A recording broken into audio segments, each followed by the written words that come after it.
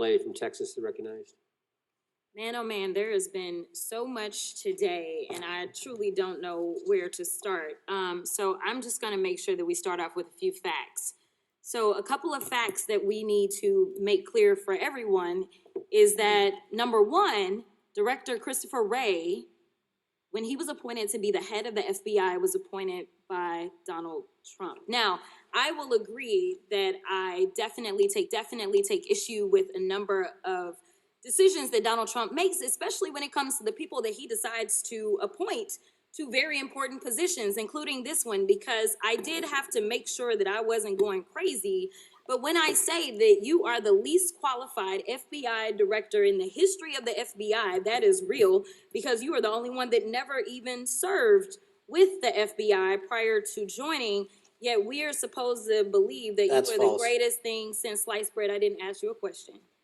Now, what I want to Still go false. through is to talk about why you are a failure and why, honestly, we just need to tell you bye-bye. I know that you got a little upset and you put on your show for your boss because it seems like you're trying to save your job when it came to talking to Senator Booker yesterday.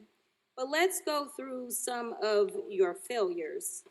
So before you were even confirmed, and I think one of my colleague from Georgia, pointed out that you are already targeting career officials so that you could direct illegal firings. Mind you, these cases that you were so upset about, which are the ones tied to Trump, the cases came through his handpicked FBI director.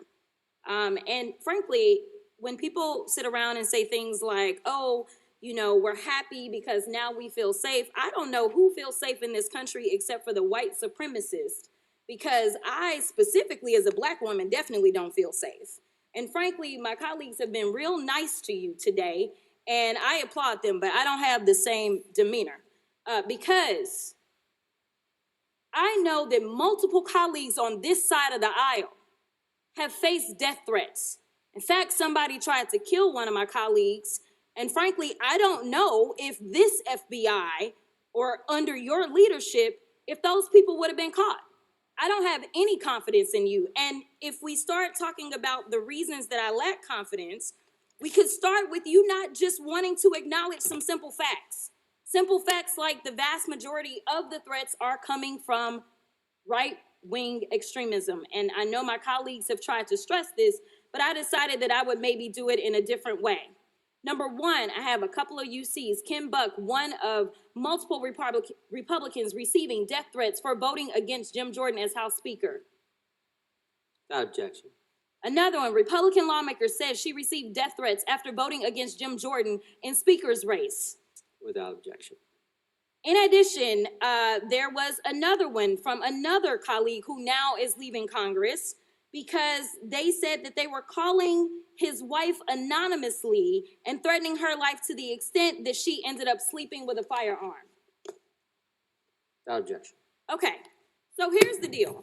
How are we supposed to have confidence when you're sitting up here telling the Senate yesterday that it will take you 14 years before you can get the FBI fully staffed to do their jobs? You're also now redirecting resources so that they can go and play ICE agents on the streets. You're getting rid of your most qualified people. And even when it came down to somebody that you consider to be a friend, you were posted up having some fancy dinner to the extent that you posted not only once erroneously, you posted twice erroneously as it relates to catching somebody. And then you want to go and say, let me take a victory lap.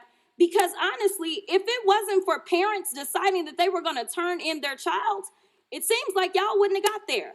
Even though he literally confessed online. So I'm confused about what it is that the FBI is doing except for trying to put on a show for the apprentice or whatever you want to call him.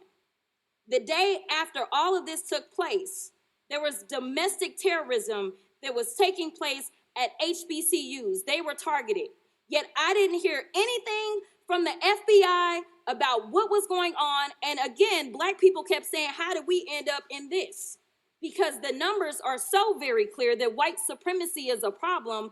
And honestly, I've not heard anything out of you today that makes me believe that you're going to do anything about the white supremacy problem, the one that is leading to children being killed, children being shot, as well as members of their community as they're worshiping in their churches. The time of the gentlelady's expired. If the gentleman would like to respond to any of that,